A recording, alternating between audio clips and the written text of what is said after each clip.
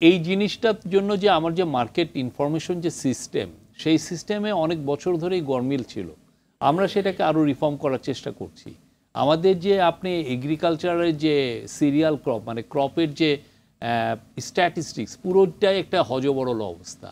এটা এই জন্য হজবরল অবস্থা, আপনি দেখবেন যে আপনার মনে আছে মতিয়া চৌধুরী পার্লামেন্টে বলছেন যে আমরা খাদ্যে স্বয়ংসম্পূর্ণ হচ্ছি, অথচ সেই বছরই হয়তো দেখা যাচ্ছে যে আমি 40 লক্ষ টন খাদ্য বাইরের থেকে আনছি।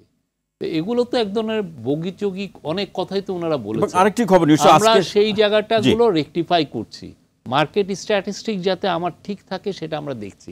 আপনি যেটা বললেন যে আপনি মব জাস্টিসের কথা বললেন, আপনি মিছিল দাবি দেওয়ার মিছিল, এটা হবে একটা পোস্ট, আপনার পোস্ট একটা রেভলিউশনের পরে সে সবাই ভাবছে যে এটা তার গভর্নমেন্ট, তার কাছে তার ডিমান্ড আছে, এবং সে আরেকটা এক্সপেকটেশন হচ্ছে যে সে যদি দাবি দেওয়া নিয়ে যদি মিছিল করে তাকে কেউ গুলি করবে না। কিন্তু সেখান থেকে যে অস্থিরতা সৃষ্টি হচ্ছে, এটা থেকে অস্থিরতা সৃষ্টি হচ্ছে না। আমরা যে অস্থিরতাটা দেখছি সেটা মূলত হচ্ছে ফেসবুকের অস্থিরতা, সেটা হচ্ছে সোশ্যাল মিডিয়ার অস্থিরতা। কলেজ ভাঙচুর, ন্যাশনাল হাসপাতাল ভাঙচুর, এটা হচ্ছে, কিন্তু এটা তো আইসোলেটেড ইনসিডেন্ট। আপনি 4 মাসে এরকম কয়টা ঘটনা ঘটেছে আপনি গুনেন না। আমরা তো 4 মাস ক্ষমতায় আছি। আপনি গুনেন যে আনসার নিয়ে একটা হয়েছে, সেটা রাত্রে সরওয়ার্দী কলেজের কয়টা হয়েছে, কিন্তু আপনার ন্যাশনাল কলেজ ভাঙচুর হয়েছে, তাহলে কয়টা, ডক্টর মাহবুবুর রহমান মোল্লা কলেজ ভাঙচুর হয়েছে, একটা ঘটনা এটা, কিন্তু এটা কয়টা ঘটনা? আপনি 4 মাস 7 কলেজের শিক্ষার্থীদের যে দাবি দেওয়ার প্রসঙ্গ, 4 মাসের ঘটনা আমি বলছি।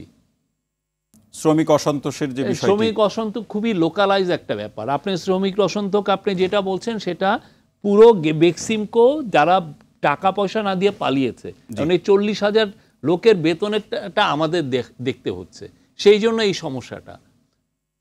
বেক্সিমকো, আপনারা বেক্সিম করে বলেন, বেক্সিম করে ধরেন, পুরো জিনিসটা হচ্ছে সালমান এফ রহমান এবং তার ক্রনিরা এটা তৈরি করে। তাহলে সেটাকে কি ষড়যন্ত্র বলার সুযোগ আছে? আমরা ষড়যন্ত্র বলছি না, কিন্তু আমরা বলছি যে এই সমস্যাগুলো আমাদের নিতে হচ্ছে।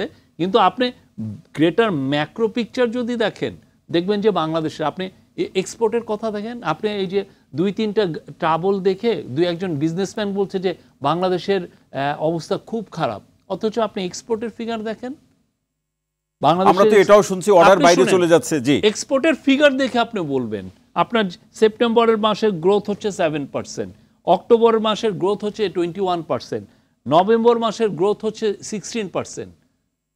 আপনি যে আনরেস্টের কথা বলেন, কিসের আনরেস্ট? আপনার এটা ডাজ মানে এই স্ট্যাটিস্টিক্স কি সেটা বলে না? মানে সেটা আমরা তো এই প্রসঙ্গগুলো আপনার কাছ থেকে শুনতে চাই, কিন্তু কথা হচ্ছে কি পারসেপশনটা আপনি পাচ্ছেন হলো ফেসবুক থেকে। না, ফেসবুক না, আমরা এটা দেখছি মেইন ধারার গণমাধ্যমে তো এই খবরগুলো আসে। মেইন গণমাধ্যমগুলো তো এখন অনেক স্বাধীন, তারা তাদের জার্নালিজমটা is being infected by social মিডিয়ার পারসেপশন। সোশ্যাল মিডিয়ার যে যন্ত্রণাগুলো তারা এটা ইয়েতে নিয়ে আসছেন। আমি তো অত ভোলাটিলিটি দেখছি না।